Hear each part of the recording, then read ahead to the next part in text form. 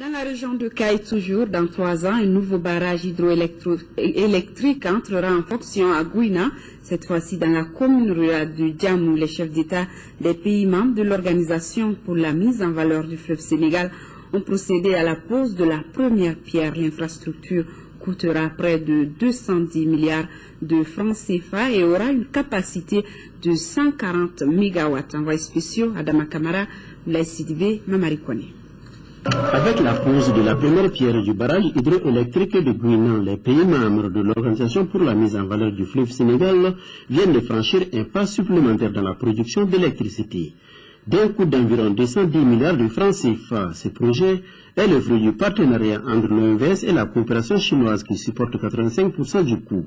Très heureux d'accueillir cette réalisation sur son territoire, le maire de la commune rurale de Djamou s'attend déjà à des retombées. Nous avons bon espoir que la réalisation de la centrale hydroélectrique de Gouina apportera une amélioration des conditions de vie de nos populations, notamment sur les retombées sociales et économiques. Pour le chargé d'affaires de la République populaire de Chine au Mali, un jalon important vient d'être posé dans la coopération entre son pays et les pays membres de l'OMVS.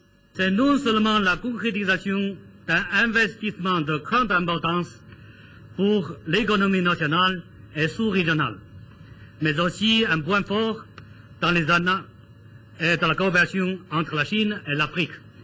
41 ans après sa création, l'Organisation pour la mise en valeur du fleuve Sénégal a obtenu beaucoup d'avancées, parmi lesquelles la construction des barrages de Diamant, Manantali et Felou. Après avoir largement reçu la maîtrise de l'eau, l'organisation veut à présent donner un coup d'accélérateur à la validation des ressources de production d'énergie. Avec l'arrivée de la Guinée, le potentiel hydroélectrique du bassin est maintenant estimé à près de 1000 MW, dont seulement un quart est exploité. Donc nous avons de la chance pour aller de l'avant. Nous avons venant de 60 MW à Felou, 200 qui existent, et nous posons 140 MW. Donc, nous avons beaucoup de choses à faire ensemble grâce au soutien de nos États. Pour sa part, le président en exercice de la conférence des chefs d'État et de gouvernement de l'OMVS a insisté sur la nécessité de créer un cadre adéquat pour optimiser l'utilisation des ressources propres dans l'intérêt des populations. Nous continuerons à bâtir ensemble des ouvrages aussi importants dans le haut et le moyen bassin du fleuve, Koukutamba, Boureya, Kourbassi et bien d'autres. Notre espace OMVS recèle également d'autres ressources énergétiques importantes. Dans ce cadre, l'exécution en cours du projet de production d'électricité à partir du gaz mauritanien permettra de mettre à disposition de l'OMVS, de l'espace OMVS, dès l'année prochaine, d'importantes capacités de production d'électricité et même de contribuer significativement à la résorption du déficit énergétique de la sous-région.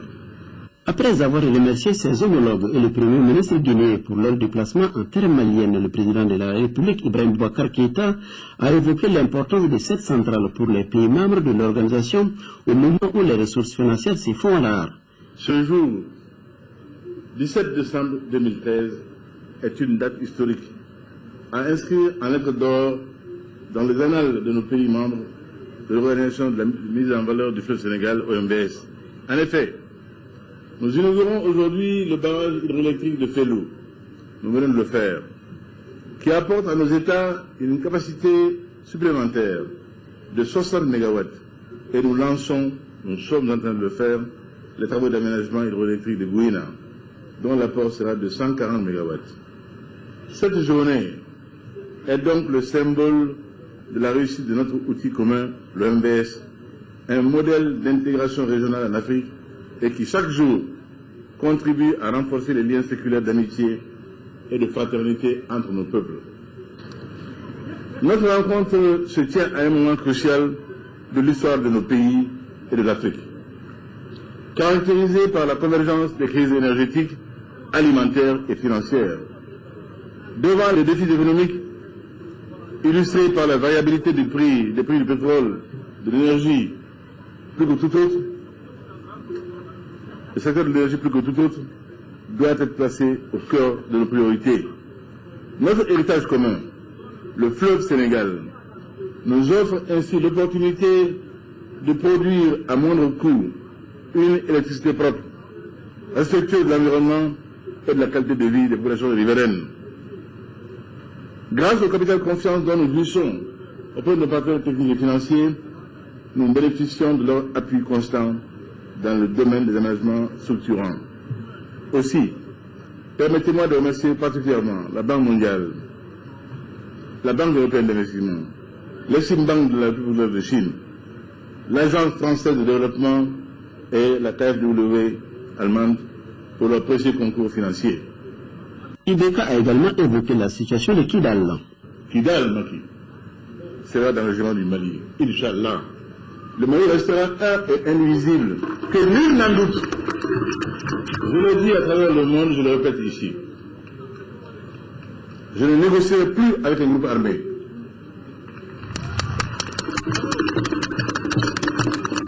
Ceux qui veulent la paix négocieront sans armes avec le gouvernement du Mali. Aucun rebelle ne saurait se hisser à ma hauteur pour discuter d'égal à égal. Cela n'est admis nulle part et cela ne sera pas admis par le gouvernement du Mali, par le président du Mali que je suis. Je le dis et je le répète. Le président de la République a rendu un hommage mérité aux 2 soldats sénégalais tués lors de l'attentat du 14 décembre dernier avant d'observer une minute de silence en leur mémoire.